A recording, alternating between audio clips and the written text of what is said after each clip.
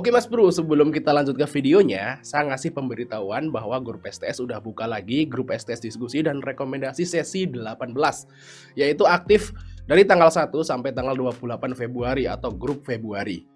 Nah, apa itu STS rekomendasi dan diskusi 18? Nah, seperti Mas Bro contohnya. Nah, kita akan ada menu swing, menu EDT dan menu scalping jika market mendukung. Nah, contohnya seperti ini. Atau bagi teman-teman yang belum jelas, Mas Bro bisa lihat video di atas. Nah, ini saya udah pin di atas kayak gitulah STS rekom dan diskusi 17 yang lagi jalan saat ini. Langsung japri saya aja, jangan salah orang. Kontak saya coba ada di deskripsi dan kita akan langsung lihat ke video selanjutnya. Di sini syarat dari papan pengembangan. Perseroan terbatas. Bener ya PT ya. Terus yang syarat yang kedua adalah membukukan pendapatan usaha lebih dari 12 bulan. Nah, kita lihat di sini teman-teman. Membukukan pendapatan usaha ini, pendapatan usaha lebih dari 12 bulan. Nah, kalau kita lihat tahun 2021 ini juga udah untung. Berarti udah lebih dari 12 bulan dia membukukan laba usaha, seperti ya pendapatan usaha. Jadi masuk nih syarat yang kedua. Terus syarat yang ketiga itu adalah apa ini? Syarat yang ketiga adalah boleh rugi. Nah, perusahaan ini rugi, teman-teman. Ternyata rugi. Nah, kita lihat di sini laba ruginya itu adalah segini. Itu rugi 8 miliar bersih. Rugi bersihnya 8 miliar. Ternyata di syarat dari papan pengembangan itu boleh rugi kok. Tapi diproyeksikan tahun kedua sampai tahun ke-6 tuh untung. Tapi kan baru diproyeksikan, bisa aja rugi sampai tahun ke-6. Oke lah, kita lihat aja. Rugi gila, rugi IPO rugi. Harusnya sih menurut saya sih, kalau menurut saya teman-teman ya, harusnya si BI itu nggak bolehin perusahaan rugi itu IPO, harusnya. Jadi kan kita kan investor saham, kan nyebutnya kan kita investor gitu kan. Walaupun trader kan sebutannya investor sebenarnya. Investor saham, harusnya investor itu kan dapat imbal balik dari dia investasi. Nah, kalau perusahaannya rugi dapat imbal balik apaan? Karena yang dibagikan jadi imbal balik kan dari laba. Harusnya sih minimal banget kalau IPO tuh harusnya untung sih, ini ya pendapat saya aja. Tapi ya sudah nggak masalah. Jadi apa kekuatan saya gitu kan, ngikut aja lah kita mah. Nah, ini syarat yang selanjutnya adalah laba usaha lebih dari 1 miliar. Bener ya, ini laba usahanya 1,9 nih, lihat nih. Nah, terus nilai kapitalisasi sahamnya lebih dari 100 miliar. Bener. Jadi capsnya itu adalah 452 miliar. Jadi udah jelas, ini adalah masuk ke papan pengembangan teman-teman. Masuk semua syaratnya. Oke, terus kita langsung ke bagian nomor 4. Kita bahas dulu ya. Kita bahas dulu. Saya belum bahas ini. Nah, kalau kita lihat sini teman-teman, di tahun 2021 kuartal ketiga itu ada laba yang gede banget. Jadi istilahnya Halo ini membuka laba usaha yang gede banget ya, laba periode berjalannya itu gede banget di tahun 2021. Itu karena memang pandemi orang-orang pada pakai masker medis, pakai sarung tangan medis, bahkan orang biasa pun pakai sarung tangan loh. Saya juga waktu tahun 2021 tuh ya rata-rata orang-orang yang istilahnya itu yang ketakutan sama corona itu pakai masker, pakai sarung tangan juga, dan medis. Makanya waktu tahun 2021 ya nggak hanya Halo doang, pasti perusahaan healthcare yang lain juga meledak profitnya guys. Nah, jadi kita lihatnya di sini yaitu tahun 2019, itu masa sebelum pandemi. Berarti normal dari pendapatan si Halo itu ya sekitar segini. Cuman 500 juta guys. Kecil teman-teman. Kalau menurut saya sih kecil. Pendapatan usaha segini itu kecil. Kalau dibanding dengan market cap-nya tentunya. Market cap-nya 400 miliar. Pendapatan usahanya cuma 400 juta. 500 lah. Kecil banget. Nggak cocok lah buat investasi. Ya udah, IPO Hunter cuan bungkus. Scalping, trading gitu kan. Mau investasi apa yang mau ditunggu dari 400 juta? Cap-nya juga 400 miliar. Udah berjauh-jauh berlipat-lipat gitu kan.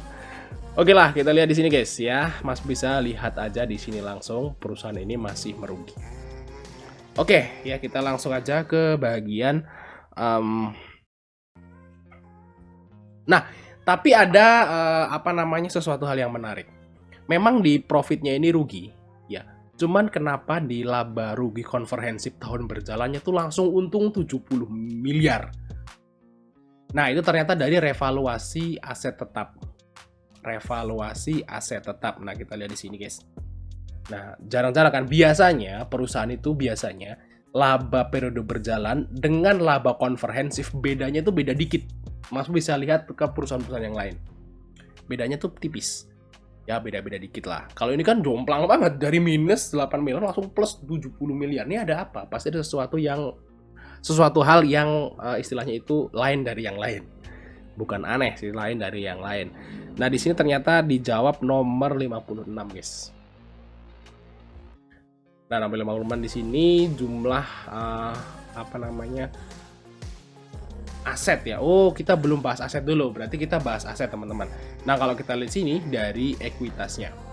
Nah, kalau kita lihat di tahun 2020 dan tahun 2021 ini full penuh 4 kuarter, ternyata ekuitasnya itu rugi, teman-teman. Nah, modal itu rugi ternyata selama 3 tahun berturut-turut loh. Ini perusahaan tuh rugi. Perusahaan rugi, ekuitasnya minus. Jadi equity minus. Dan waktu IPO ini equity-nya memang udah plus tapi jauh banget sama hutangnya. Jadi istilahnya saham yang seperti ini jangan berharap untuk membagikan dividen. Karena modalnya baru aja positif. Mungkin dia sekitar 10 sampai 15 tahun lagi lah baru mau ngasih dividen. Ini buat investor tentu aja ini udah skip aja. Skip. Nah, kita lihat di sini bagian hutangnya juga gede banget. Ini DER-nya gede banget, guys. Hutang sama ekuitasnya ya. Nah, kita lihat di sini langsung ke bagian di sini, guys, yaitu revaluasi aset tetap. Sini ya. Lihat di sini di mana 56, guys. 56 tuh di sini. Oke. Nah, ini guys ya.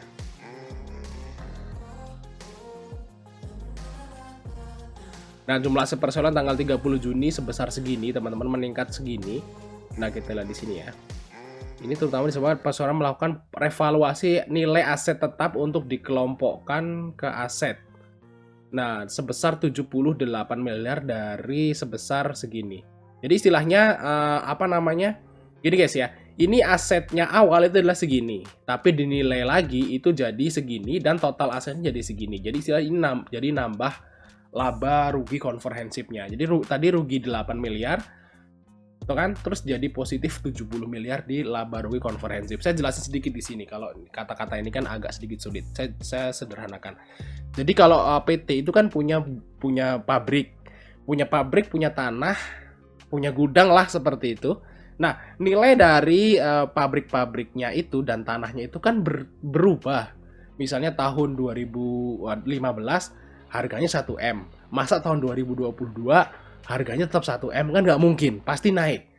Namanya tanah gitu ya, kayak saya misalnya punya toko ini tahun 2015 tuh harganya 500 juta, nggak mungkin tahun 2022 ini dijual 500 juta juga, kan nggak mungkin, pasti naik. Nah, ini juga sama guys, yaitu di pabriknya itu dia menaikkan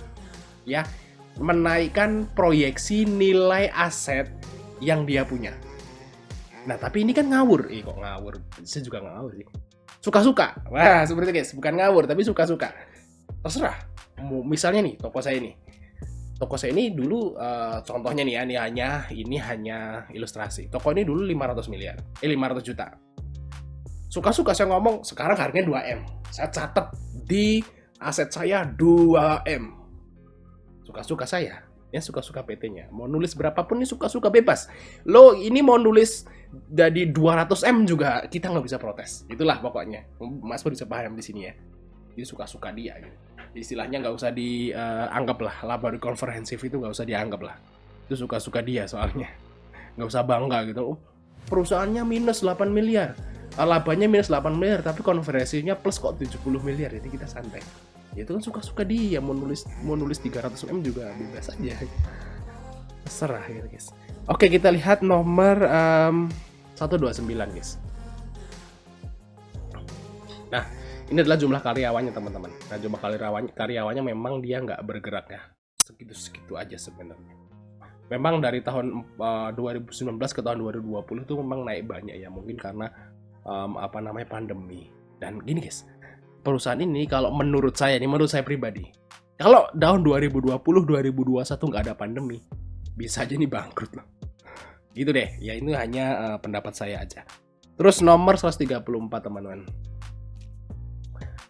Nah, nomor 134 di sini adalah pabriknya teman-teman. Sepi banget ya. Ini orangnya pada kemana? Karyawannya si Timen ya, 80 doang. Ini pabriknya di daerah Cikupa teman-teman. Nah, ini adalah produk-produknya. Masuk bisa lihat aja sendiri. Dan saya belum pernah pakai semua sih ini. Oh, nggak tahu ding, waktu saya ke rumah sakit sih pakai sarung tangan apakah produk dia, dan saya juga lupa. Oke, kita lihat dari valuasi. Nah, kita lihat dari valuasi di sini. Nah, kalau kita lihat, Bang, hitungannya itu bener apa enggak? Nah, kita coba lihat ya. Hitungan saya ini bener apa enggak gitu ya. Karena ada orang yang bertanya, no, hitungannya salah no, gitu ya. Kita lihat aja, hitungannya bener apa salah. Ini kenapa saya ditanya sama temen ya, kenapa kok nggak disetahunkan labanya? Nah, kalau disetahunkan, kalau menurut saya guys, itu nanti jadi ngarang. Jadi kalau misalnya baru laporan keuangan sampai kuartal 2. Terus kalau kita setahunkan, berarti kan yang tahun yang belum ada itu kan ngarang. Kan bisa untung, bisa rugi. Jadi yang paling bener kalau menurut saya adalah ngitung valuasi itu yang sekarang aja. Nah, kayak hitungannya si Ipot. Kalau Ipot tuh hitungannya kayak gitu. Sekarang, yang ada, yang udah dilaporin itu baru dihitung. Seperti itu guys, ya. Jadi nggak ada setahun-setahun, kan itu nggak ada. Kalau saya sih nggak pakai itu. Nah, makanya seperti ini. Dan apakah ini benar? Nah, kita lihat di sini guys. Nah, ini kan apa namanya, yang ditulis oleh PT-nya sendiri. Ini ROE-nya. ROE-nya minus 32%. Nah, hitungan saya di sini ROE-nya juga minus 32%. Sama, ROE-nya sama. Jadi hitungannya ini ya harusnya benar Mas Bro, hitungan saya ini. Harusnya itu benar. Mas bisa cek aja sendiri deh. Nah, kita lihat di sini guys, dari bagian ini yang agak sedikit mengganjal. Sebenarnya saya itu menarik, mau ikut karena UE-nya II. Cuman gara-gara lihat BV-nya ini juga bergidik ngeri juga. Nah, kalau kita lihat harga bukunya itu cuma 5. Terus untuk PBV-nya tuh 17 kali kalau di 100 dan 26 kali kalau di 150. Edan nggak? Untuk pernya minus. Hutangnya ini yang gede nih, guys. Nah, hitung apakah hutangnya ini juga sama? Nah, kita lihat. Hutangnya adalah 1126%. Nah, kita lihat di sini, guys. Ini adalah hutangnya nih, guys. Nah, bener ya. Hutangnya juga hitungannya liability per total equity juga 1127%. Bener ya berarti hitungan saya nih, guys. Ini pakai rumus ya, pakai rumus seperti itu. Ternyata hitungannya juga sama hitungan perusahaannya seperti itu, guys. DER-nya gede banget ya, 1126 ya. Kalau dibuletin jadi 1127 memang. Mantap ya, hutangnya ya, serem ya, karena ekuitasnya kan cuma segini. Ya, hutangnya juga segini. 10 kali lipat guys hutangnya guys. Nah, minus semua guys. Cap-nya itu adalah sekitar 400 miliar. Nah, kesimpulan guys. Kalau kesimpulannya saya juga akan ikut perusahaan ini, IPO ini, karena UE-nya II juga menurut history nggak pernah guyur. Walaupun merah pun di hari pertama dikasih keluar kok. Terus itu historisnya dia, tapi nggak tahu di ini ya. Terus ya alasan yang kedua juga, di sini ada waran 1:1. UE masuk, warannya oke. Terus apa namanya, yang ketiga yang bikin saya itu bergidik ya ini dia, dari PBV. PBV-nya itu sangat besar dan hutangnya besar dan perusahaannya merugi. Nah, itu yang bikin saya itu ragu ya. Terus yang selanjutnya adalah dari ini guys ya, dari harganya yaitu 100. Jadi istilahnya kalaupun saya ikut, saya nggak akan banyak-banyak seperti itu guys ya. Ikut, tapi nggak banyak. Misalnya saya kemarin ikut beli IPO-nya PV itu 25.000 lot. Nah, ini mungkin nggak segitulah. Gitu guys ya, mungkin lebih kecil daripada itu. Tapi saya akan ikut. Dan ngikutnya juga sebagai IPO hunter. Kelihatan berat, langsung jual dan lupakan. Seperti itu guys. Oke, mungkin saja informasi dari kita. Jangan lupa untuk like dan subscribe. Sampai ketemu di video berikutnya.